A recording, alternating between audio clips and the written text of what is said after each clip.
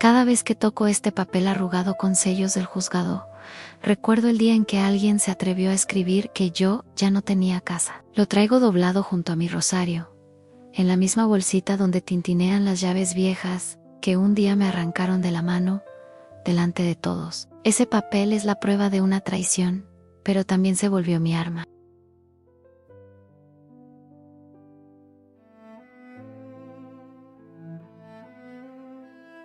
Por estas letras frías terminé sentada en la banqueta, y por estas mismas letras, hoy, estoy parada frente a un salón, lleno de gente que vino a escuchar cómo unos hijos pueden dejar en la calle a la mujer que los sacó del barrio. ¿Te imaginas el miedo que da abrir el alma así? No estoy en un lugar elegante, estoy en el salón comunitario de la colonia, con piso de cemento, sillas de plástico y olor a café de olla y pan dulce. En la pared colgaron una lona que dice que los adultos mayores también tenemos derecho. Nunca creí que mi nombre iba a mezclarse con palabras tan grandes. Lupita, la vecina que Dios me mandó cuando ya no tenía ni techo, me aprieta el brazo y me susurra que no me raje. El padre me mira desde la primera fila, como si detrás de mí estuviera la Virgen de Guadalupe, empujándome para que no me vuelva a sentar en la sombra.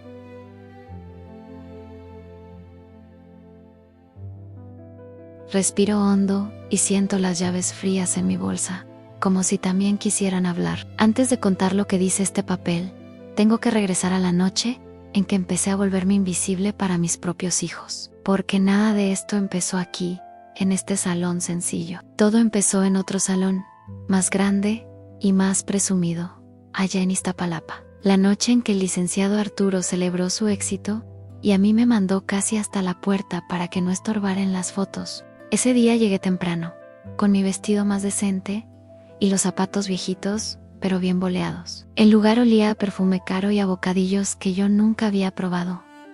Había luces de colores, música fuerte y meseros con guantes blancos. Yo me sentía fuera de lugar, pero traía el corazón inflado de orgullo porque se supone que estábamos festejando el aniversario del negocio de mi hijo mayor. Apenas crucé la entrada, Sandra, mi nuera, vino con su sonrisa de foto, me dio un beso al aire y, casi sin mover los labios, me pidió que me sentara hasta atrás, que no anduviera de mesa en mesa porque se veía mal. En esa frase suavecita venía el mensaje de siempre en usted aquí, donde no se note mucho. Así empezó mi fiesta, escondida. Me fui a sentar donde casi no llegaba la luz, junto a una columna, abrazando mi bolsita de mano, como si fuera salvavidas. Desde ahí veía a mis hijos caminar entre las mesas como si el salón fuera suyo.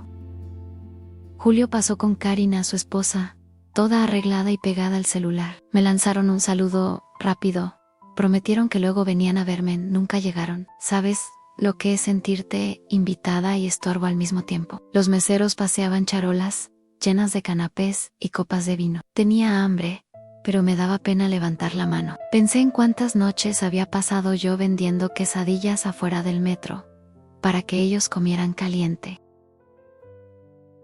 Ahora, en la fiesta que se pagó con años de mi trabajo, yo no me atrevía ni a pedir un panecito. Si en ese momento me hubieran dicho que lo peor todavía no empezaba, no lo habría creído. Cuando Arturo subió al pequeño escenario, el salón entero se acomodó para verlo. Él se veía muy seguro, con su traje caro, y ese reloj que sé que vale más que todos mis muebles juntos. Todos empezaron a aplaudir, y yo también, desde mi rincón.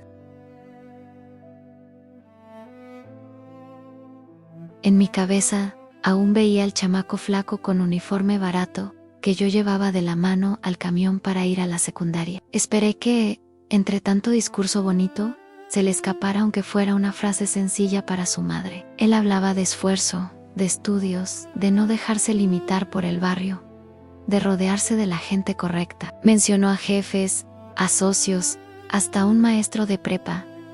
De mí, ni una palabra. Sentí como si me borraran de su historia con una goma invisible. Luego dijo que venía de abajo, pero que nunca se dejó atar a esas carencias. Varias personas voltearon a verme, como si la carencia fuera yo, sentada sola al fondo, con mis zapatos gastados, pero limpio. Bajé la cabeza y apreté la bolsita con tanta fuerza que casi la rompo. Le pedí a Diosito, en silencio, que no me dejara llorar ahí enfrente de todos. ¿Cuántas veces puede tragarse una madre las lágrimas sin ahogarse? Entonces Sandra tomó el micrófono para agradecer a la familia. Yo respiré hondo, pensando que por fin iban a reconocer algo del sacrificio de una madre. Ella miró al público y dijo que me agradecía por haber ido, aunque casi nunca entendiera ese tipo de eventos, pero que qué bueno que me animé a salir del barrio. La gente se rió bajito, como si hubieran contado un chiste ligero. Remató diciendo que yo era muy sencilla, muy de barrio, pero que me querían. Otro par de risas nerviosas se escuchó. Cada carcajada fue como una patada en el estómago. En ese momento hubiera preferido estar en mi cocina, con mi comal caliente y el olor a tortilla recién salida, que ahí parada, siendo el chiste fino de la noche. No sabía que esa burla iba a ser solo el ensayo de una humillación mucho más grande. Pensé en levantarme y salir sin hacer ruido, pero me acordé de todas las veces que Arturo me ha dicho que soy dramática, que por eso no me lleva a lugares, que siempre me pongo sentimental. Me quedé pegada a la silla, mirando las luces del techo como si fueran estrellas de plástico, sintiendo cómo me temblaban las manos. A veces el amor de madre se confunde con costumbre de aguantar. ¿A poco no? Cuando la música volvió a sonar y la gente se levantó a bailar, yo me fui al baño para respirar. Me miré en el espejo y casi no me reconocí. Me sostuve del lavabo y le susurré a la Virgencita que me diera paciencia. Porque amor, ya no sabía si me quedaba tanto. En el reflejo vi a una señora cansada, vestida sencilla, que esa noche hubiera querido ser invisible de verdad. Entró una señora que yo apenas ubicaba de la parroquia. Me vio con los ojos rojos y se acercó despacio. Me preguntó si yo era la mamá del licenciado. Cuando le dije que sí, me dijo que se me notaba en la cara que había luchado mucho y que mis hijos deberían presumirme no esconderme. Sus palabras fueron como una veladora encendida en medio del apagón. Pero una sola veladora no alcanza para alumbrar todo lo que estaba por venir. Regresé al salón y como siempre nadie notó si estaba o no estaba. Me senté otra vez en la esquina, viendo a mis nietos correr por la pista mientras sus papás posaban para las fotos. A mí casi nunca me llaman cuando se juntan todos. Dicen que no alcanzo a entrar, que luego me mandan la foto por WhatsApp. Casi nunca llega nada. Parece que la vieja de la esquina no combina con su vida nueva. Esa noche pensé que solo iba a guardar ese recuerdo en el cajón de las cosas que una madre se traga por amor. No sabía que, unos días después, mis hijos iban a tocar la puerta de mi casita con una sonrisa igual de educada que la de Sandra en el escenario, pero con una intención mucho peor que un chiste frente al micrófono.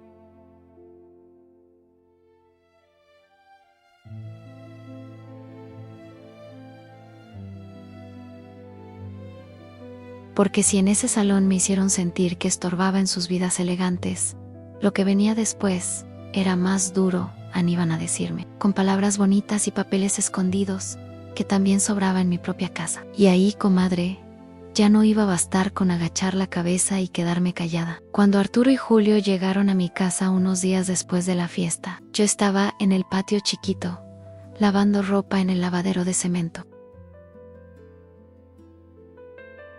El agua fría me cortaba las manos, pero yo estaba cantando bajito una alabancita que ponen en la radio, mientras el sol se asomaba por encima de las láminas de los vecinos. En medio de tanta pobreza, una se acostumbra a sacar alegría de cualquier rayito de luz, ¿verdad? Escuché que tocaron la puerta de lámina, esa que siempre rechina, y corrí a secarme las manos en el mandil. Pensé que traían pan dulce, que venían a verme con calma después de la fiesta. Hasta pensé hacer café de olla, porque pocas cosas me dan más gusto que ver a mis hijos en la mesa, donde los vi crecer. Esa mesa de madera que todavía tiene rayones de sus cuadernos de primaria. Abrí la puerta y ahí estaban bien vestidos, con esas camisas que yo nunca hubiera podido comprarles cuando eran chicos. Detrás de ellos, el barrio de siempre en el Señor de los Tamales, gritando la misma cantaleta de todas las mañanas. Los perros ladrando, la combi pasando llena desde temprano. Mis hijos parecían sacados de otro mundo, parados en mi banqueta rota. Antes de contar lo que me propusieron ese día, quiero que entiendas lo que significó para mí esa casita. Porque para ellos con el tiempo se volvió estorbo. Para mí, sigue siendo milagro. La primera vez que puse un pie allí, Ni siquiera había puertas bien puestas. Solo teníamos un cuarto con piso de tierra y un foco colgando de un cable pelón. Me la vendieron barata porque nadie la quería. Decían que la zona era peligrosa, que se inundaba, que era puro lote baldío. Yo veía paredes descascaradas, sí, pero también veía un techo firme para mis chamacos y para el hombre que entonces era mi marido. Mi difunto, que en paz descanse, era albañil. No era perfecto, tenía su genio y de vez en cuando se pasaba de copas, pero era trabajador. Entre su salario en la obra y lo que yo sacaba vendiendo comida fuera de una fábrica, juntamos cada peso para pagar esa casita. No fue herencia, no fue un regalo, no fue suerte, fue sudor y ampollas en las manos. ¿Quién iba a decirme que algún día ese esfuerzo lo iban a tratar como si fuera un papel cualquiera? Recuerdo los primeros años ahí, el barrio olía a tortillas recién hechas a palo frito, a humedad de las lluvias. Había lodo hasta las rodillas cuando se desbordaba la coladera, pero aún así, yo salía con mis cazuelas de guisado, cargando frijoles, arroz, picadillo, lo que hubiera, para vender por kilo. Arturo y Julio me ayudaban de chiquitos. Se formaban conmigo en el tianguis. Se escondían bajo el puesto cuando llovía fuerte y jugaban con las cajas vacías. Las noches eran duras. Había veces que el dinero no alcanzaba para carne, solo para huevo y tortillas, pero yo les hacía su huevito con salsa, su frijolito, y ellos comían chupándose los dedos. En esos tiempos, ninguno de los dos se avergonzaba de mí ni de mi mandil percudido. Al contrario, me llenaban de besos y me decían que algún día me iban a sacar del tianguis. ¿En qué momento se les olvidó? Cuando mi marido murió, un diciembre frío que todavía siento en los huesos, la casa se volvió más pesada y más sagrada a la vez. Fue aquí donde velamos su cuerpo, donde pusimos la foto con su veladora, donde yo me quedé sentada toda la noche, rezando el rosario, pidiéndole a la Virgencita fuerzas para sacar adelante a los niños sola. Esa noche juré que jamás iba a dejar que nada ni nadie nos quitara ese techo. Con el tiempo, Arturo salió bueno para la escuela. Julio, más distraído, pero también hizo su esfuerzo.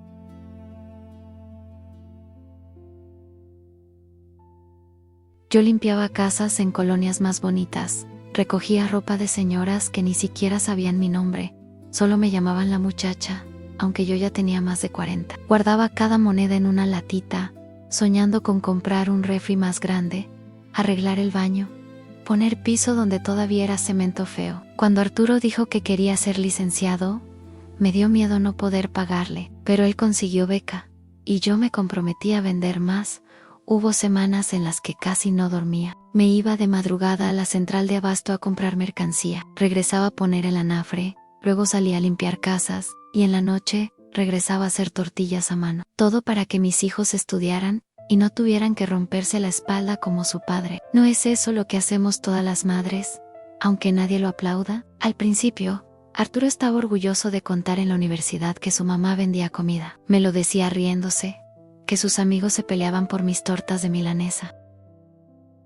Con los años, dejó de contarlo. Empezó a hablar más de sus profesores, de sus contactos, de otro tipo de ambiente. Yo no entendía mucho, pero veía cómo se le iba pegando un tonito raro, como de gente que se cree más por saber usar palabras difíciles. El primer golpecito al corazón vino un día que fui a dejarle un tupper con guisado a su oficina. Él ya trabajaba en un despacho en el centro. Me había dicho que cuando quisiera podía visitarlo, que no había problema. Así que un día, después de limpiar una casa por ahí cerca, me animé. Llegué con mi mandil doblado dentro de la bolsa para no verme tan fachosa, según yo. Entré al edificio y desde la recepción me miraron raro. Me preguntaron a quién buscaba, y cuando dije su nombre, la señorita levantó una ceja. Me hizo esperar en una sillita, y ahí estuve, abrazando el tupper, que empezaba a enfriarse. Cuando Arturo bajó, venía serio, como nervioso. Me dio un beso rápido, y casi sin mirarme. Me pidió que la próxima vez le avisara antes, que se veía poco profesional que llegara así, de sorpresa, con comida casera. Me dijo que sus jefes eran muy especiales, que no quería que pensaran que seguía metido en cosas de barrio. Ese día, en el camión de regreso a Iztapalapa, me quise convencer de que estaba exagerando, que el muchacho solo tenía estrés, pero algo se quebró poquito dentro de mí. Como algo tan simple como un tupper con guisado, podía darle vergüenza. ¿En qué momento la comida que le llenó la panza, toda su infancia, se convirtió en motivo de pena? Con Julio fue diferente. Él nunca llegó a ser licenciado, pero encontró trabajo en una empresa donde todo el mundo hablaba de bonos, de metas, de cursos. Poco a poco, empezó a repetir lo que escuchaba allí. Me hablaba de superarse, de dejar atrás el pasado, de no dejar que la mentalidad pobre nos detuviera. Al principio sonaba bonito. Yo también quería superarnos, pero luego empezó a corregirme cuando yo usaba palabras sencillas, a decirme que ciertas expresiones me hacían ver muy de barrio, como si eso fuera un pecado. Karina, su esposa, ayudó poco. Ella había trabajado con extranjeros y sabía un par de frases en inglés. Cada que venía a la casa, hacía comentarios disfrazados de chistes sobre la humedad en las paredes, sobre el cableado, sobre el ruido del tianguis. Una vez dijo que mi cocina parecía set de película antigua.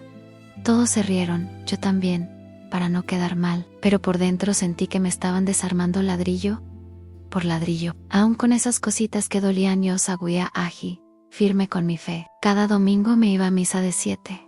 Encendía una veladora por mis hijos. Les pedía salud, trabajo y que nunca se les endureciera el corazón. Me arrodillaba frente a la Virgencita y le decía que los protegiera, aunque a veces yo misma no sintiera que ellos quisieran protegerme a mí.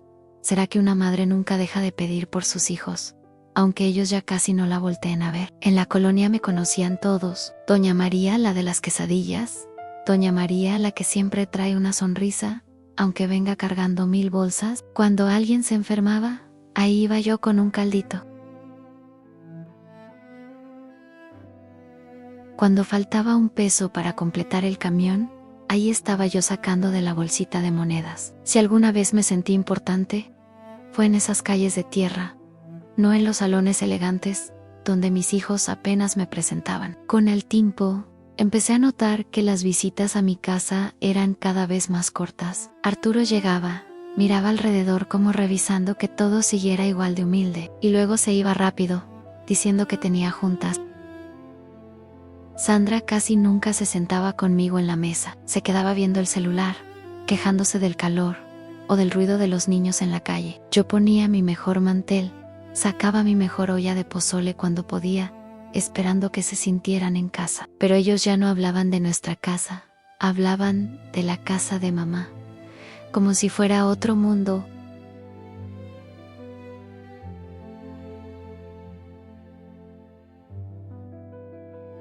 Y sin embargo, yo seguía creyendo que, en el fondo, seguían siendo los mismos chamacos que yo llevaba de la mano a la escuela, los que se dormían sobre mi regazo cuando se iba la luz y contábamos estrellas a oscuras. No imaginaba que toda esa vida compartida iba a pesar menos que las apariencias y los comentarios de gente que ni siquiera nos conocía. Por eso, cuando tocaron la puerta aquella mañana, yo me ilusioné.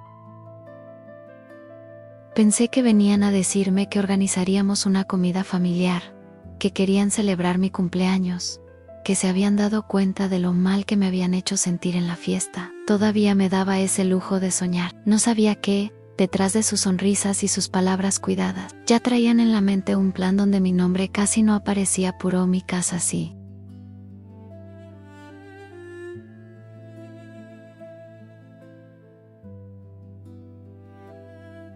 Porque ese día, entre tazas de café y galletas de esas baratas que yo compro por caja, mis hijos me iban a empezar a empujar, con mucha suavidad y muchas palabras bonitas, hacia la orilla de mi propia vida. Se sentaron en mi mesa como si fuera una visita cualquiera. Yo serví café de olla y unas galletas sencillas. Arturo no soltaba el celular.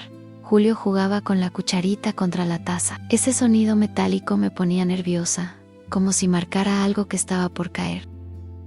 Platicaron un poco de trabajo, de clientes, de lo bien que les había ido, después de la fiesta. Yo asentía, pero por dentro seguía dolida por cómo me habían escondido aquel día. Cuando Arturo por fin puso el celular boca abajo y dijo que querían hablar conmigo para mi bien, sentí que el estómago se me apretaba.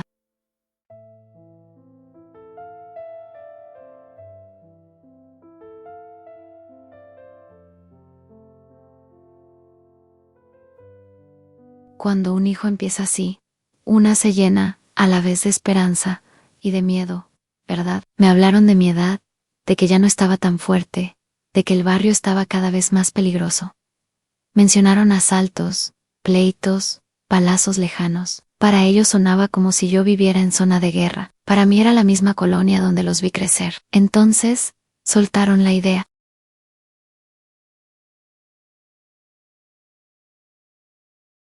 Dijeron que habían pensado en un plan para cuidarme mejor, aunque yo me fuera un tiempo a vivir con alguno de ellos, que la casa se aprovechara para sacar un crédito o venderla bien, comprar algo más moderno. Lo envolvieron en palabras bonitas, pero yo escuché otra cosa, en que mi casa ya no cabía en sus planes. Pregunté qué pasaría con mis cosas, con mis cazuelas, con mis plantas de la entrada.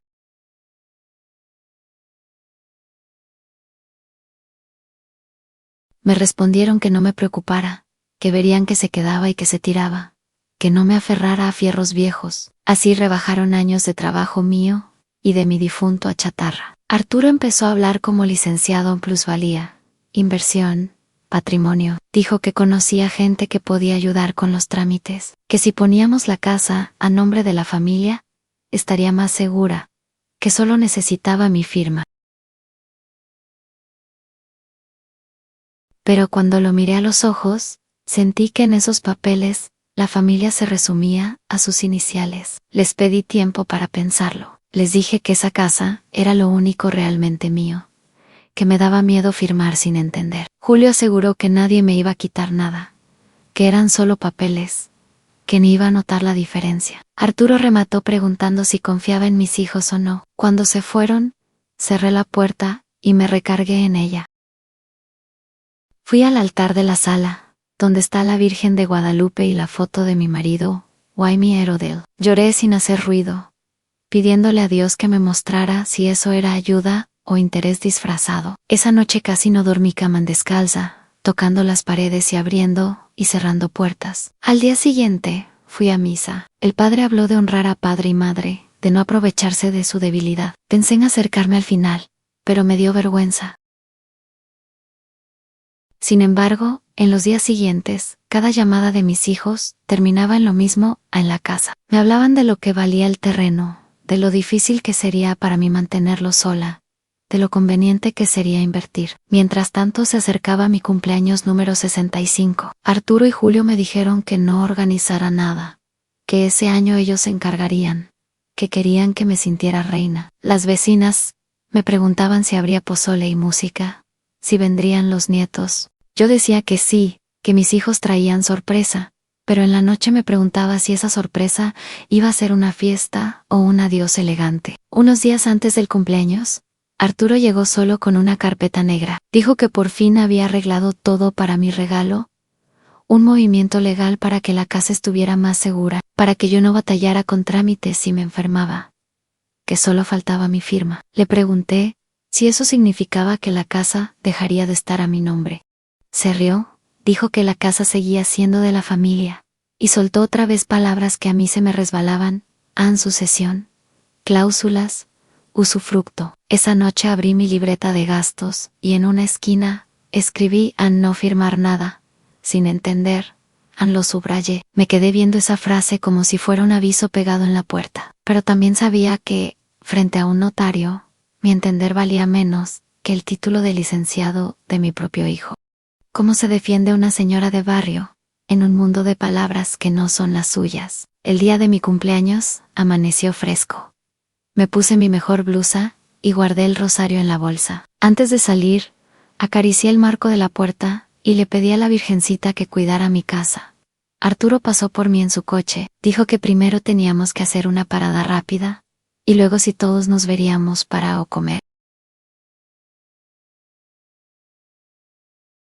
Cuando bajé del coche y vi la placa de metal que decía notaría, El corazón se me fue al suelo. El edificio olía a papel viejo y desinfectante. Arturo me tomó del brazo y me dijo que no hiciera caras, que eran solo papeles, que luego sí íbamos a festejar bonito. Yo apreté la bolsa con el rosario y crucé la puerta. Nos sentaron frente a un escritorio. El notario empezó a leer unos documentos llenos de letras chiquitas.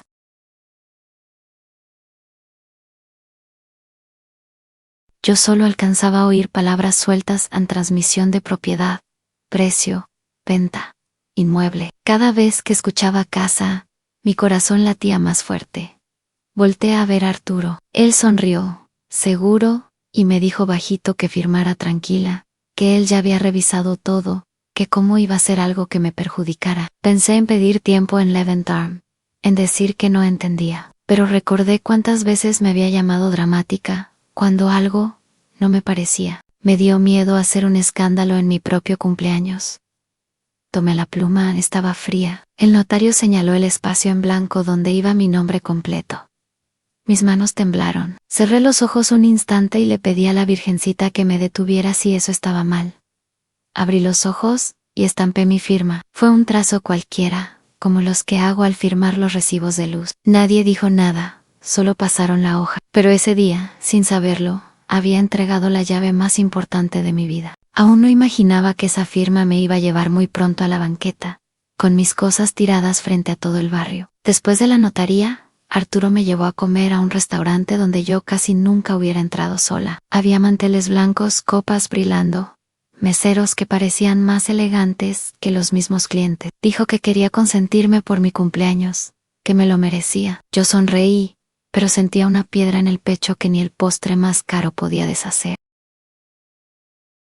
Brindó conmigo con una copita de vino, y dijo que ahora sí todo estaba en orden, que yo podía estar tranquila. Habló de nuestro patrimonio, de nuestro futuro, pero cada vez que decía nuestro yo pensaba en suyo. Me pregunté en qué momento habíamos dejado de hablar de mi casa, para hablar de un proyecto que yo apenas entendía. ¿Será que la confianza ciega también firma papeles? Los días siguientes parecieron normales.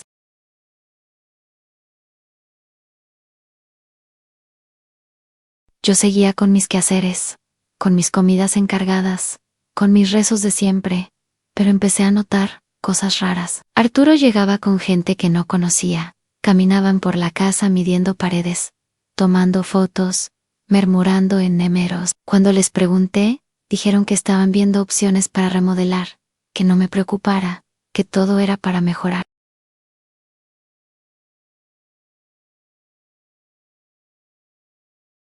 Una tarde, Sandra se paró en la puerta de la cocina, miró alrededor, y dijo riéndose que ya se veía aquí una cocina más moderna, sin tantas cosas viejas. Me preguntó qué tanto necesitaba yo tantas cazuelas, si ya casi no vendía como antes. Sentí que me estaban desvistiendo la vida, con puras palabras. La casa que para mí era altar, para ellos se había vuelto proyecto de renovación. Aún así, yo me agarraba de la idea de que eran mis hijos, que no me harían daño. Pensaba que quizá exageraba, que la desconfianza era egoísmo. Me repetía que Arturo era licenciado, que sabía de leyes, que si decía que todo estaba bien, era porque lo estaba. Pero en el fondo, un murmullo no dejaba de decirme que algo estaba fuera de lugar, como una silla coja que tarde o temprano se cae. Pasaron unas semanas y un día Julio llegó con Karina y los niños. Traían cajas vacías en la cajuela. Dijeron que venían a ayudarme a sacar cosas que ya no necesitaba. Empezaron por el cuarto de triques, pero pronto se metieron a la sala, al comedor, al cuarto donde dormía. Karina sugería tirar esto, regalar aquello, venderlo o otro. Yo intentaba defender algunas cosas, pero cada vez que lo hacía, los niños se aburrían y empezaban a hacer ruido, y entonces me decían que no fuera necia, que me calmara por ellos. En medio de ese revoloteo, me di cuenta de que nunca hablaban de dónde iban a poner mis cosas después. Solo hablaban de liberar espacio y ordenar, y preparar. ¿Preparar? ¿Para qué?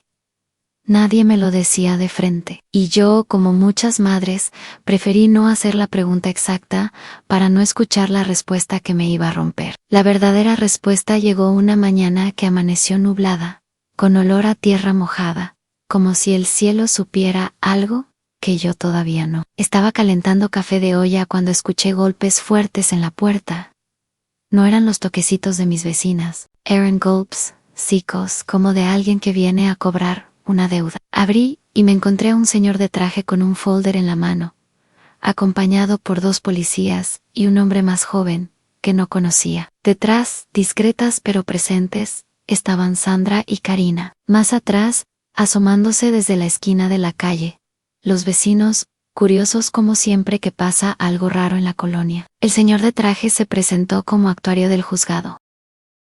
Dijo mi nombre completo, y me leyó unas palabras que casi no pude escuchar, porque el corazón me retumbaba en los oídos. Alcancé a entender orden de desalojo, entrega del inmueble, compraventa, formalizada.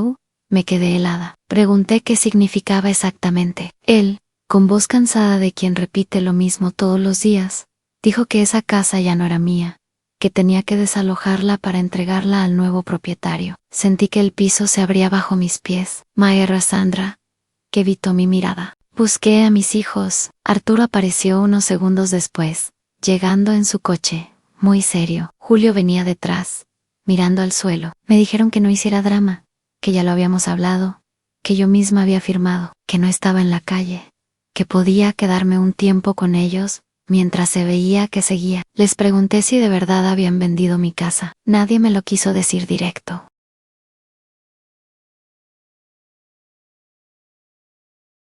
El actuario fue el que, con toda frialdad, confirmó que sí, que había un contrato firmado por mí y por el comprador, que él solo cumplía su trabajo. En sus manos traía una copia del documento. Alcancé a ver mi nombre escrito, y abajo, la firma idéntica a la que uso para recoger mis remesas pequeñas de la pensión. Cuando esa firma se había vuelto la puerta para sacarme a la calle, los vecinos empezaron a acercarse. Una señora chismosa comentó en voz alta: «Qué feo, que ni a un perro se le hace eso». Otra preguntó si de verdad eran mis hijos. Los niños del barrio miraban con ojos grandes cómo entraban a sacar muebles, bolsas, cajas, mis cosas, las de toda una vida, saliendo por la puerta como si fueran basura de remodelación. Intenté detener a los hombres que cargaban mi ropero. Les pedí que tuvieran cuidado con la foto de mi difunto que estaba encima. Uno de ellos me dijo que no se preocupara, pero la foto casi se cae. La alcé a tiempo, abrazándola contra el pecho como si pudiera esconderme también en ese marco. ¿Cómo explicar el peso de una vida en un retrato de 20 por 30? Arturo se me acercó, y con voz baja para que no lo escucharan los vecinos, me pidió que cooperara, que no hiciera un escándalo, que estaba quedando en ridículo. Dijo que luego íbamos a hablar con calma, que esto era por mi bien, que en sus casas iba a estar mejor, sin preocupaciones. Yo solo podía pensar en el altar que estaba desarmando, en la cama donde había curado fiebre, en la cocina donde había alimentado bocas ingratas. En algún momento, el actuario pidió las llaves. Dijo que era parte del protocolo. Yo las llevaba colgadas en un llavero sencillo, con un pequeño escapulario de la Virgen. Sentí que se me encogía el alma. Me costó trabajo abrir la mano. Arturo extendió la suya, esperando que se las entregara primero a él. Quise decir que no, que esas llaves eran mías, pero tenía enfrente al señor del juzgado, a la policía, a mis hijos mirándome con fastidio. Al final, con los ojos llenos de lágrimas, solté el llavero. Arturo lo tomó, y sin siquiera mirarme, se lo entregó al nuevo comprador. Ese gesto, tan simple y tan frío, fue peor que cualquier grito. Ahí entendí que ya no solo me habían sacado de mi casa, me habían borrado como dueña, como raíz. Yo ya no tenía ni puerta propia que abrir. Si eso no es morirse en vida, no sé qué sí. Me hicieron sentar en la banqueta mientras terminaban de sacar mis cosas principales. Pusieron algunas cajas a mi lado en ropa, unos trastes, mi comal, el marco de la Virgen, unas cobijas. Lo demás, dijeron, no cabía, que luego veríamos qué se hacía. ¿Luego dónde? Si ya no tenía ni dirección. Los vecinos se acercaban a ofrecer agua, a preguntar si necesitaba algo. Algunos grababan con el celular, porque hoy todo tiene que pasar por una pantalla para que exista. Escuchaba sus murmullos, aunque qué hijos tan ingratos, que ni los perros, que Dios se iba a encargar. Yo estaba allí, con mi vida apilada en cajas, sintiéndome más pequeña que nunca. Julio se aproximó un momento y me dijo, casi susurrando, que no la tomara tan a pecho, que al final iba a estar mejor, que Arturo sabía lo que hacía. Sus palabras sonaban a disculpa cobarde. Le pregunté si él también había firmado. Bajó la mirada y no contestó. Su silencio fue la confirmación que me faltaba. Cuando por fin terminaron, el actuario firmó unos papeles. El nuevo dueño estrechó la mano de Arturo, y todos se metieron a lo que fue mi casa, sin voltear atrás. Yo me quedé en la banqueta, con las rodillas temblando, abrazando el marco de la Virgen, como si ahí cupieran también mis recuerdos. Sentí que me faltaba el aire. Miré al cielo nublado, y le dije a Dios que, si de verdad seguía conmigo, me diera aunque fuera una señal chiquita de que no me había abandonado a la vergüenza. No pedía riqueza, ni venganza. Solo pedía un rincón seguro donde envejecer, sin que me quitaran lo poco que tenía. Y fue ahí, en esa banqueta, rodeada de cajas y de miradas ajenas, cuando escuché una voz a mi lado que me ofrecía ayuda distinta. No era una vecina chismosa, ni un curioso más. Era alguien que sin saberlo, iba a abrirme una puerta más importante que la de aquella casa perdida. Una puerta que, tiempo después, me llevaría al mismo salón comunitario, donde ahora sostengo este papel arrugado y estas llaves mudas, frente a la gente que vino a escuchar mi historia. La voz que escuché a mi lado en la banqueta era la de Lupita, la vecina de unas calles arriba. Ella siempre había sido más metida en cosas de la comunidad, de esos talleres para mujeres, de los grupos de adultos mayores. Me puso una mano en el hombro y me ofreció llevar mis cajas a su casa mientras yo veía qué hacer. En ese momento que alguien me dijera, véngase conmigo, no se quede sola. Aquí fue como si Dios me mandara un pedacito de techo prestado. Entre varios vecinos levantaron mis cosas. Yo caminaba detrás, abrazando la Virgen y el retrato de mi difunto, sin voltear a ver la casa que ahora ya no era mía. Cada paso se sentía pesado, como si arrastrara cadenas. ¿Cómo se camina derecho cuando te arrancan el suelo, donde has vivido décadas? En la casa de Lupita me hicieron un espacio, en un cuartito, donde antes guardaban cajas. Pusimos mi cama, mis cobijas, mis trastes principales. No era mi hogar, pero al menos era un rincón digno, donde llorar, sin tantas miradas encima. Esa primera noche, casi no hablé, solo me senté en la orilla de la cama, mirando la pared, mientras ella me servía un plato de frijoles con queso fresco. El sabor me supo a consuelo más que a comida. Lupita no era de las que se quedan nomás chismeando. Me dijo que ella colaboraba con una asociación que defendía a personas mayores de abusos, que conocía abogadas que daban asesorías gratis. Yo, todavía con los ojos hinchados, le contesté que de qué me servía si yo misma había firmado, que seguro iban a decir que la tonta fui yo por no leer. ¿Cuántas veces nos hacen creer que si no hablamos como licenciado, no tenemos derecho a nada? Él insistió. Me dijo que por lo menos fuera a contar mi caso, que no perdía nada, que si tanto hablaba en la iglesia de la fe, también tenía que creer que Dios usa personas concretas para ayudar. Me dolió un poquito que me lo dijera tan directo, pero tenía razón. Así que acepté ir, aunque por dentro pensaba que solo iba a hacer el ridículo con mis papeles arrugados. Antes de eso pasé por la parroquia. Necesitaba hablar con el padre Tomásán. Cuando me vio entrar, solita, sin las llaves colgando de la mano, supo que algo andaba mal. Le conté lo del desalojo, lo de la firma en la notaría, lo de mis hijos diciendo que era por mi bien. Él me escuchó en silencio, sin interrumpir. Al final, me dijo que en la Biblia Dios siempre se pone del lado de la viuda y del huérfano, que no estaba sola, y que defenderme no era faltar al mandamiento de honrar a los hijos. Eso me alivianó tantito el corazón. El padre se ofreció a acompañarme a la reunión con la asociación. Lupita casi lloró de gusto cuando se lo dije, porque sabía que con un sacerdote al lado, muchas cosas se toman más en serio. Nos pusimos de acuerdo para un jueves por la tarde.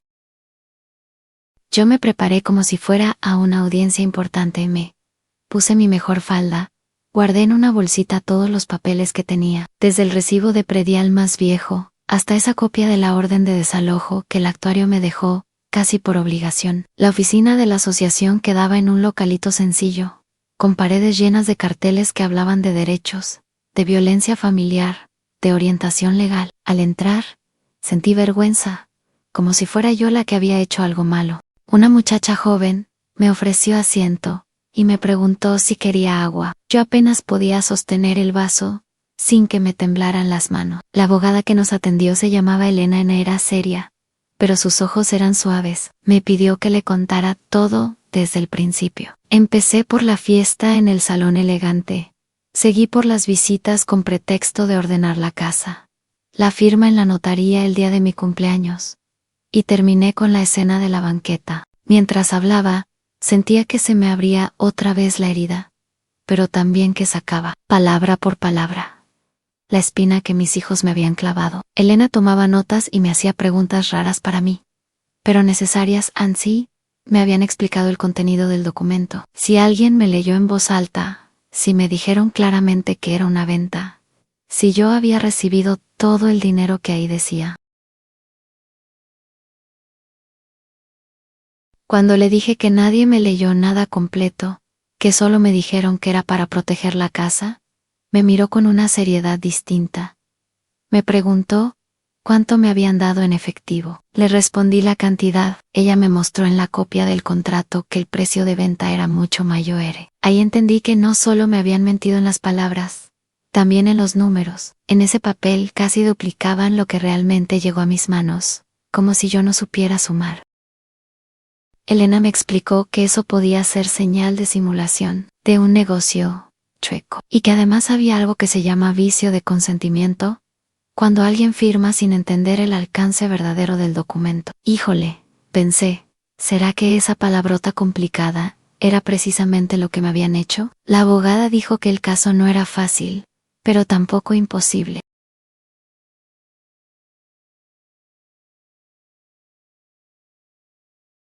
Que había que juntar todo en testimonios de vecinos que escucharon cómo me sacaron, pruebas de que siempre había vivido ahí, cualquier cosa que mostrara que la casa la pagamos mi difunto y yo. Lupita se ofreció al instante a ir de casa en casa a pedir firmas. El padre dijo que podía dar fe de la situación y del desalojo, porque me dio ver, fue a contarle lo que pasó. Elena preguntó si tenía mensajes de mis hijos, donde se hablara del tema de la casa.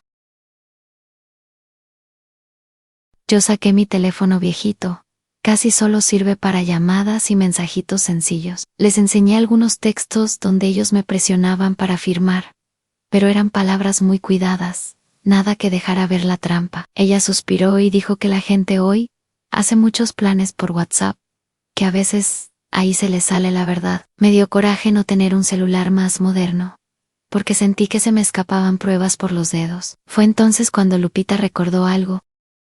Dijo que había escuchado a su hija mencionar que por ahí circulaba un audio de Arturo que alguien había reenviado en un grupo. Según eso, él presumía con un amigo que ya había convencido a la jefa de firmar, y que así por fin podrían mover la casa. En ese momento, ese comentario me pareció chisme de vecindad. Ahora, en la oficina, sonó a clave de algo más grande. Y si en ese audio se les había ido la boca de más, salimos de la asociación con tarea.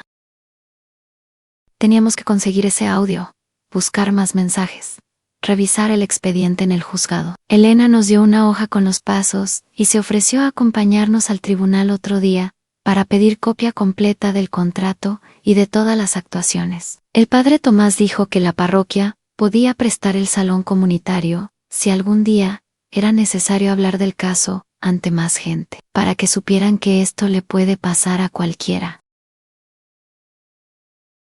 Yo no entendía todavía para qué querrían eso, pero la idea del micrófono empezó a rondar, muy lejos todavía de la escena en la que ahora estoy. Esa noche, de regreso en casa de Lupita, me senté con su hija, que es una muchacha lista y buena para el celular. Le preguntó a su amiga sobre el audio, y después de unos minutos, la amiga se lo reenvió. Mi corazón latía rapidísimo, como cuando te van a dar un resultado de examen que puede cambiarlo todo. Nos juntamos las tres en la salita, con el padre en altavoz porque ya se había ido pero quiso escuchar también. Laderón, al principio se oyó música de fondo y risas. Luego, clara como si Arturo estuviera parado frente a mí. Escuchamos su voz diciendo que por fin me había hecho firmar sin explicarme bien, que me contó la historia del papel para protegerla y que yo caí.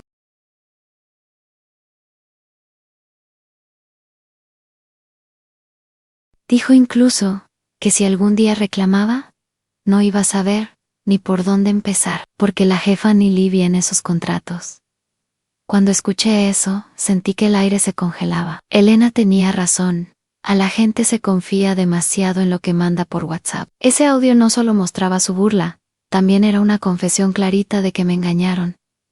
A Lupita apretó mi mano. El padre, desde el teléfono, murmuró que no éramos nosotros los que teníamos que avergonzarnos, sino ellos. Yo lloré, pero esta vez mis lágrimas no eran solo de tristeza. Algo dentro de mí se enderezó, como cuando uno por fin se pone de pie después de estar mucho tiempo encorvado. Lupita guardó el audio en su celular y lo respaldó en otro lado, por si acaso. Me explicó, con esa paciencia que solo tienen las verdaderas amigas, que esa grabación podía ser la pieza que le faltaba al rompecabezas.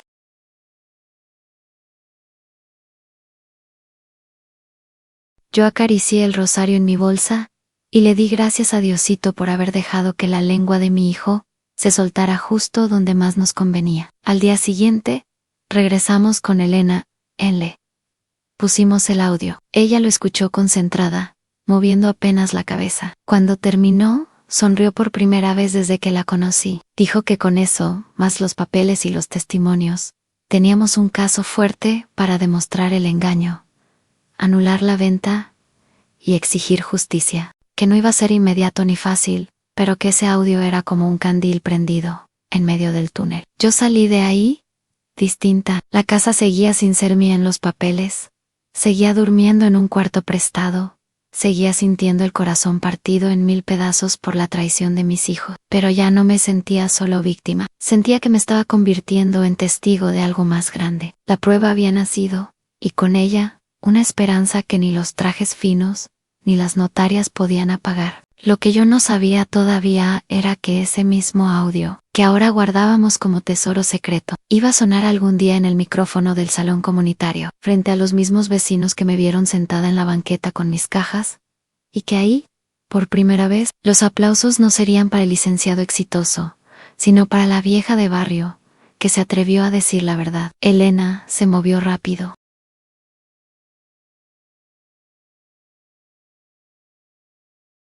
Con el audio guardado, los papeles revisados y los testimonios apuntados, armó lo que ella llamaba una demanda para pedir la nulidad de la venta. Me explicó que íbamos a decirle al juez que esa firma mía no era libre ni consciente, que hubo engaño, que me ocultaron información. Yo escuchaba esas palabras largas y me preguntaba si de verdad un papel nuevo podía ganarle a aquel papel viejo que me sacó de mi casa. Fueron semanas de ir y venir al juzgado. Cada vez que entrábamos, me sentía chiquita, como cuando era niña, y me paraban frente a la directora. Pero esta vez no iba sola, iba con Elena, con Lupita, con el padre Tomás, y con mi bolsita llena de fe.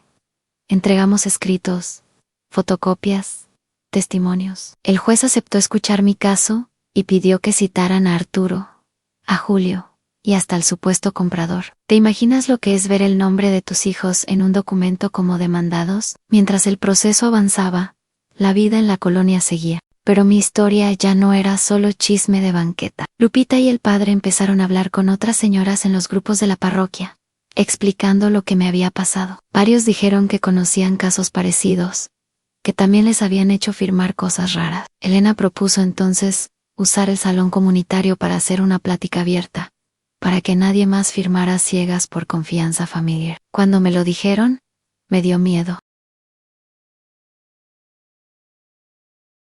Yo, parada frente a todos, contando que mis propios hijos me habían engañado, sentí vergüenza, como si la culpa fuera mía. Pero el padre me recordó que la oscuridad se hace fuerte cuando la gente se queda callada, que si yo hablaba, a lo mejor evitaba que otra señora terminara en la banqueta como yo. Sus palabras me pesaron más que el miedo. Acepté el salón comunitario. Lo arreglaron sencillo pero bonito.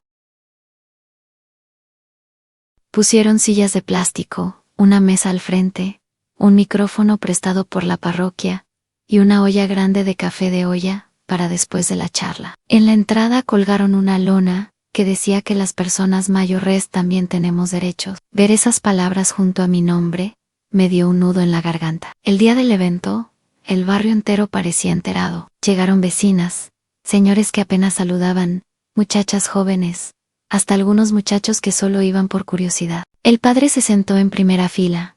Lupita andaba de un lado a otro acomodando gente, y Elena preparaba su carpeta con papeles y su celular con el audio listo. Yo me senté un momento en una esquina, rezando el rosario bajito, pidiéndole a la Virgencita que me diera valor para no quebrarme a medio camino. Lo último que esperaba era ver a mis hijos aparecer. Pero aparecieron. Primero vi a Sandra en la puerta con Isaac Arado. ¿Qué está pasando aquí?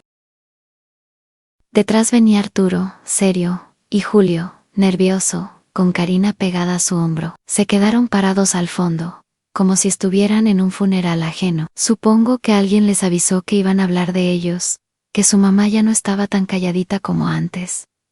El padre tomó el micrófono primero. Habló de la importancia de respetar a los adultos mayores, de no aprovecharse de su confianza. Dijo sin nombres que en esa colonia ya había casos de gente sacada de sus casas por sus propios parientes. Yo sentía que cada palabra era una piedra que se levantaba del pecho de muchas señoras. Algunas asentían, otras se limpiaban una lágrima. ¿Cuánta injusticia vamos guardando solo por no querer meter problemas a la familia? Luego le tocó a Elena explicar la parte legal. Dijo que no todo lo firmado es justo, que si te engañan para firmar, eso se puede pelear. Habló del famoso vicio de consentimiento con palabras sencillas, aun cuando te hacen creer que estás firmando una cosa, y en realidad es otra. Varias señoras murmuraban como a la comadre, como a mi tía. Yo escuchaba y por primera vez, no me sentía solo caso raro, sino parte de algo más grande que la vergüenza. Entonces, Elena anunció que una vecina valiente iba a compartir su experiencia.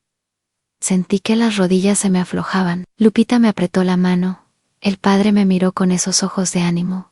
Mija, y yo me levanté. Caminé despacio hasta el frente, sintiendo que cada paso era más pesado que el anterior. Tomé el micrófono con mano temblorosa y vi, allá atrás, los ojos de mis hijos clavados en mí.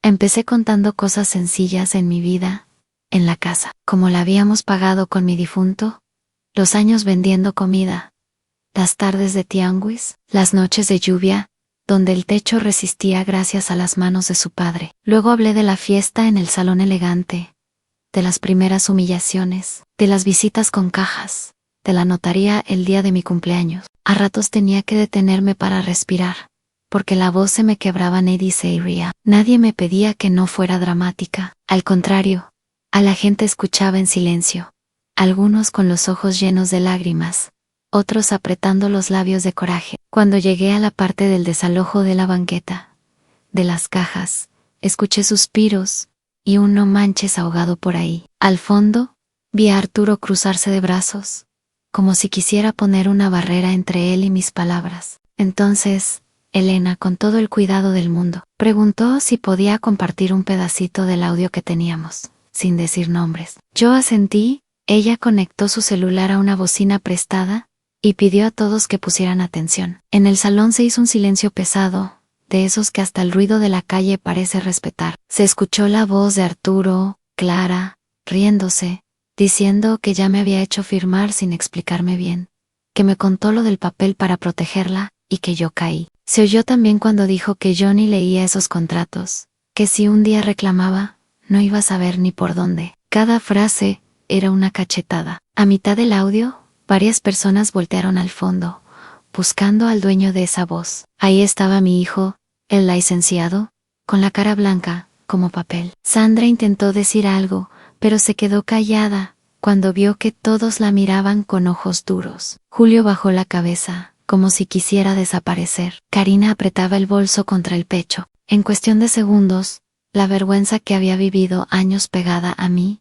cambió de lugar, y se fue directo, hacia donde siempre debió estar. Cuando el audio terminó, nadie habló por unos segundos. Luego, una señora del barrio, de esas que no se guardan nada, dijo en voz alta que eso era una traición, en toda la extensión de la palabra. Otro vecino, que conoció a mi difunto, dijo que si estuviera vivo se moría del coraje, de ver cómo habían tratado la casa que tanto trabajó. La gente empezó a murmurar, pero no contra mí, sino contra ellos. Elena con calma explicó que ese audio formaba parte del expediente en el juzgado, que no estábamos ahí para linchar a nadie, sino para que todos aprendieran a no dejarse. Pero la realidad es que ese día, en ese salón sencillo, la imagen de hijo ejemplar de Arturo se vino abajo frente a los mismos vecinos que él un día quiso impresionar con su coche y su traje.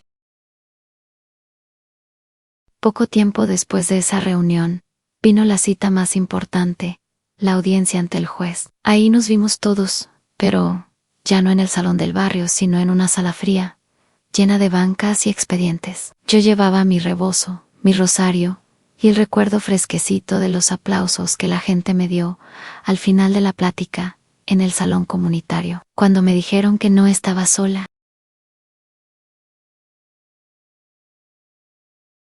El juez escuchó a Elena, escuchó a la abogada del comprador, escuchó a mis hijos tratando de justificar lo injustificable. Pidió que se reprodujera el audio. En esa sala, la voz de Arturo sonó todavía más fuerte. El juez frunció el ceño, tomó notas, hizo preguntas. Quiso saber por qué el precio del contrato no coincidía con lo que realmente recibí. ¿Por qué nunca se me explicó claramente que se trataba de una venta?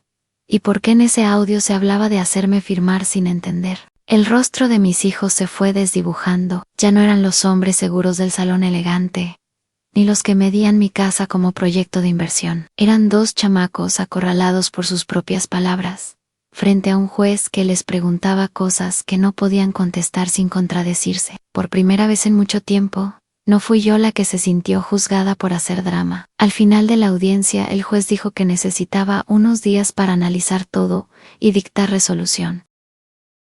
Pero sus palabras dejaron ver algo que me hizo temblar de emoción.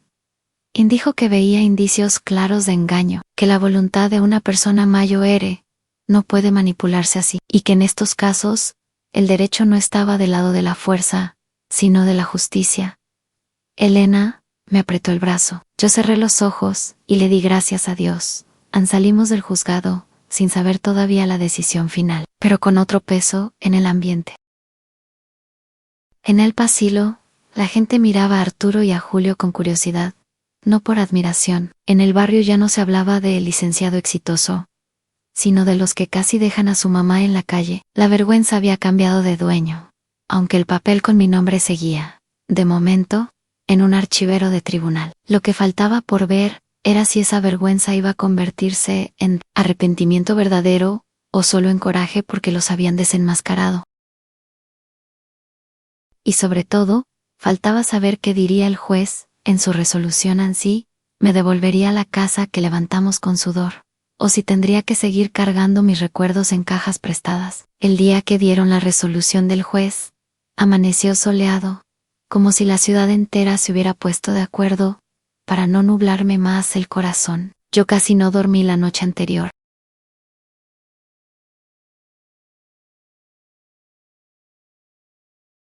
Estuve sentada en la cama, con el rosario entre los dedos, y el papel arrugado del desalojo en la mesa, como recordatorio de hasta dónde había llegado la injusticia. ¿Te ha pasado que tienes tanto miedo y tanta esperanza al mismo tiempo, que ni sabes qué sentir primero? Elena llegó temprano a casa de Lupita, para ir juntas al juzgado. El padre Tomás se nos unió en la esquina, con su Biblia bajo el brazo, y una sonrisa tranquila. Me dijo que, pasara lo que pasara, ya habíamos hecho lo correcto al no quedarnos callados. Yo asentí, pero por dentro le suplicaba a Diosito que esa vez, la justicia humana, no se hiciera la sorda. En la sala del juzgado ya estaban Arturo y Julio con sus abogadas. No se acercaron a saludarme, me miraron de reojo, como si yo fuera una extraña que los había metido en problemas.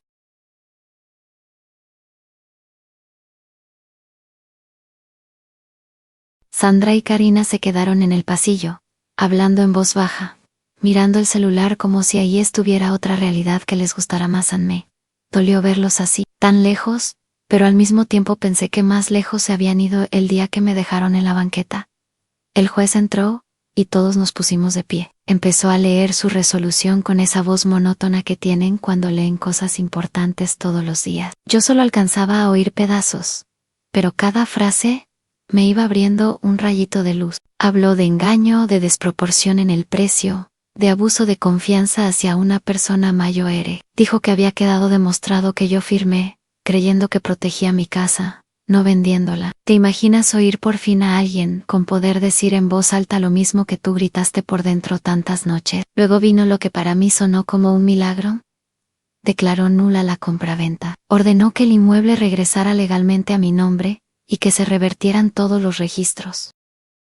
Dijo que el comprador tendría que arreglar su problema aparte con quienes le vendieron algo que no tenían derecho a vender. Mis hijos, a mis propios hijos. El juez también advirtió que la conducta de ellos podría tener consecuencias en otra vía, si el comprador decidía proceder. No supe si alegrarme o llorar por eso. Cuando escuché mi nombre ligado a la palabra propietaria otra vez, sentí que las piernas se me aflojaban. Elena me sostuvo del brazo. Yo solo alcanzaba a susurrar: gracias, Virgencita, gracias. No era solo una casa, era mi historia, la de mi difunto, la de las tortillas, la de las noches de lluvia, la de los cuadernos rayados en la mesa. Todo eso estaba volviendo a mí no por regalo, sino porque se reconoció que fue arrancado injustamente. A la salida, el comprador se acercó a Arturo y Julio, furioso. Les reclamaba por haberle metido en un lío. Yo escuchaba de lejos, sin meterme. Por años me metí en problemas para protegerlos. Esa vez entendí que había cosas que ellos tenían que enfrentar solo. Elena me aconsejó que no hiciera escándalo, que dejara que los abogados hablaran. Yo asentí, y ya había dicho mi verdad, donde debía. Mis hijos se acercaron después, más por compromiso que por cariño. Se notaba. Arturo intentó mantener esa postura de licenciado seguro, pero los ojos lo delataban. Me dijo que todo se había salido de control, que nunca quiso hacerme daño, que solo quería mover el patrimonio, que yo había exagerado al meter abogados y al ventilarlo en el salón comunitario. Julio, detrás, solo murmuraba que las cosas se pudieron arreglar entre familia. Los miré, uno por uno. Vi a los niños que habían corrido descalzos en el patio, pero también a los hombres que entregaron mis llaves, como quien entrega un objeto sin alma. Les dije, con la voz lo más firme que pude, que el problema nunca fue solo la casa, sino la forma en que me borraron de mis propias decisiones, que si yo no hubiera levantado la voz, hoy estaría quién sabe dónde, viviendo de prestado para siempre. ¿Cómo se explica a los propios hijos que una madre también tiene límite? Arturo quiso justificarse otra vez.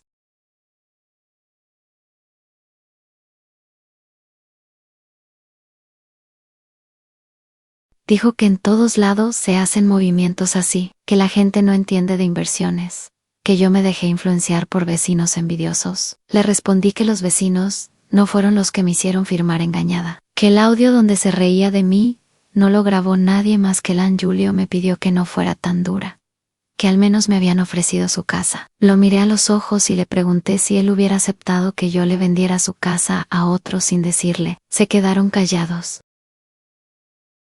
El silencio, por primera vez, estaba de mi lado. Les dije que los perdonaba, porque no quería cargar ese veneno en el alma hasta la tumba, que seguían siendo mis hijos, que iba a seguir pidiendo por ellos en misa, que no deseaba que les faltara trabajo ni salud. Pero también les dejé claro que el perdón no borraba lo que hicieron, ni me obligaba a volver a confiarles mis decisiones. Que el corazón sana, pero las cerraduras cambian. Sandra resopló como ofendida. Karina apretó la mandíbula. Yo respiré hondo. El padre siempre dice que el perdón de veras lleva también la palabra límite escrita en alguna parte, aunque no se vea. Regresé a la colonia unos días después, cuando todos los papeles estuvieron listos. El nuevo dueño tuvo que entregar la casa, aunque no quisiera. El actuario volvió, pero esta vez no venía a sacarme a la calle, sino a entregar formalmente las llaves.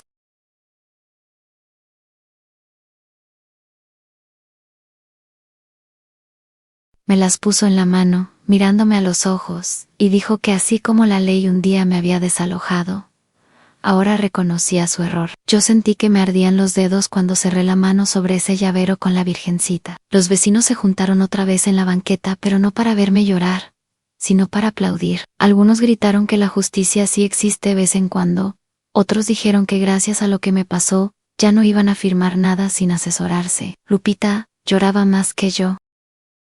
El padre bendijo la puerta. Yo la besé, como cuando uno regresa de un viaje muy largo y extraña hasta el olor de la pintura vieja. Entré despacio en la casa. No estaba como antes. Habían cambiado cosas, pintado otras, movido muebles, pero las paredes seguían siendo las mismas, que conocieron las risas de mis hijos y las discusiones con mi difunto.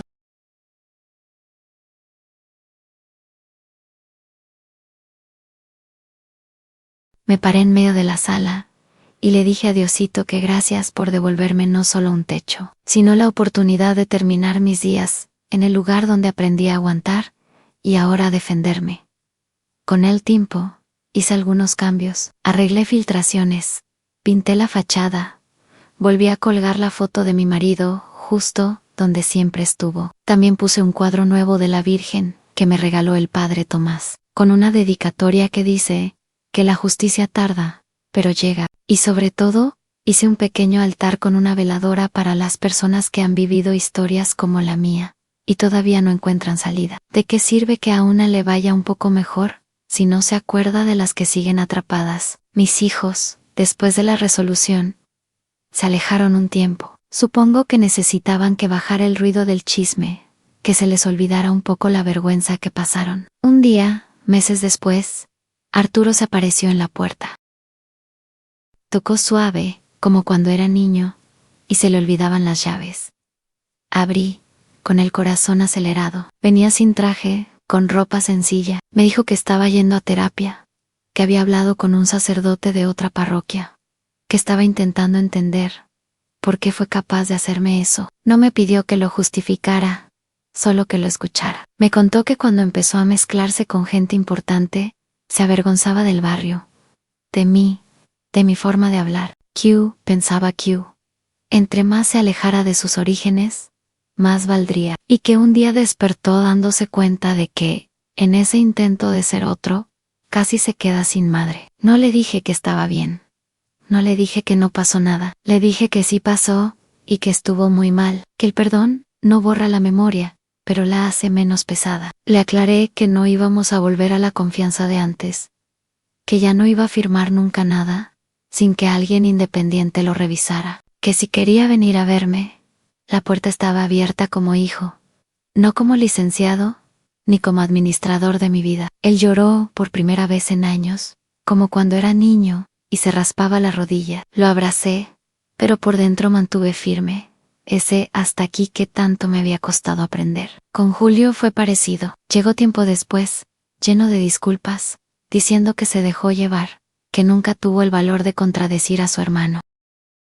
Le dije que cuando uno se queda callado frente a la injusticia, se vuelve parte de ella, aunque no firme el papel. Él se ofreció a ayudarme a arreglar la casa cuando algo se descompusiera. Acepté, pero con la condición de que respetara siempre mis decisiones. Ni un tornillo sin mi consentimiento, le dije, medio en serio, medio en broma. Y aquí estoy ahora, de regreso en el salón comunitario, con este papel arrugado ya marcado con sellos nuevos, y con las llaves tintineando en mi bolsa. Cuento mi historia no para que me vean como víctima eterna, sino para que sepan que incluso una señora de barrio, con mandil y rosario, puede plantarse frente a un juez, a una notaría y a sus propios hijos, para decir, esto no está bien. Después de aquel primer evento, se organizaron más pláticas, otras señoras empezaron a contar sus casos, algunas llegaron a tiempo, otras ya no pudieron recuperar sus casas, pero al menos lograron que no siguieran abusando de ellas. Yo, cada vez que tomo el micrófono, siento otra vez ese nudo en la garganta, pero también una fuerza que no sabía que tenía. ¿Quién diría que la misma voz que usaba para ofrecer quesadillas en el tianguis serviría para advertirle a otras que no se dejen engañar? Sigo siendo la misma María de siempre. Me levanto temprano, hago café de olla, le doy de comer a los pajaritos que se paran en la ventana, voy a misa de 7 los domingos.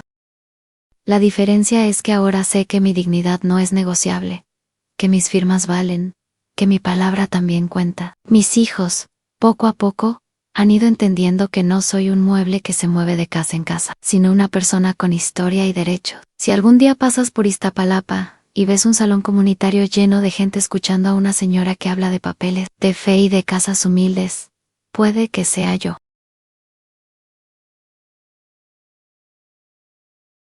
Estaré ahí, contando una y otra vez cómo me humillaron, sí, pero también como el destino y la justicia bien usada prepararon un escenario donde, por primera vez, la que recibió los aplausos fui yo, no por ser madre sufrida, sino por haber dicho, basta tiempo, porque al final entendí algo que me hubiera gustado saber desde antes.